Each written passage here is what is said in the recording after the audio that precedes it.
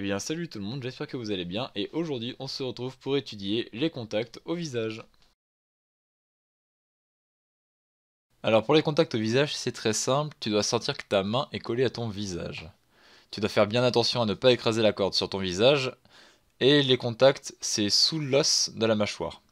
La main doit rester près du cou au départ de la flèche, elle doit vraiment suivre ta peau et tu dois vraiment sentir la peau rester sur ta main à partir du moment où tu es sur tes contacts et que tu lâches la corde, ça doit continuer et rester sur ce plan.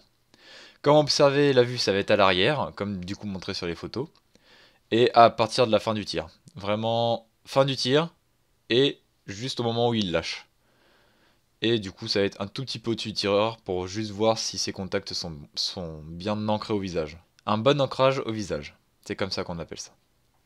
Et du coup, pour les exercices, on peut faire l'élastique à vide ou avec un arc très peu puissant, parce que là, on en aura besoin pour justement bien sentir ses contacts, même avec une corde sur la main.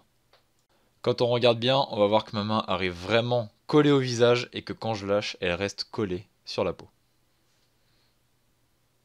Sur cette image, il faut s'intéresser au point vert, qui montre la surface de contact entre la main de corde, la mâchoire et la peau du cou.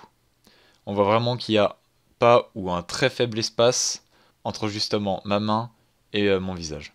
Et la zone rouge, ça va être la zone la plus intéressante, c'est là où il faudra vraiment se concentrer et regarder pour voir si c'est bien fait. Et petit détail juste comme ça, les contacts c'est bien, mais il faut surtout pas que le coude de l'archer commence à monter vraiment très haut. Il faut que le coude reste dans l'alignement de la main. Sinon le poignet va se casser, enfin se casser entre guillemets, et ça va pas être bien. Ça va donner un point technique en plus à travailler et c'est pas justement le but. On néglige pas un point technique pour essayer d'en réussir un autre. Et bien voilà, c'est la fin de cette troisième vidéo. J'espère que celle-ci vous aura plu et vous aura aidé dans votre recherche de la technique et de la performance.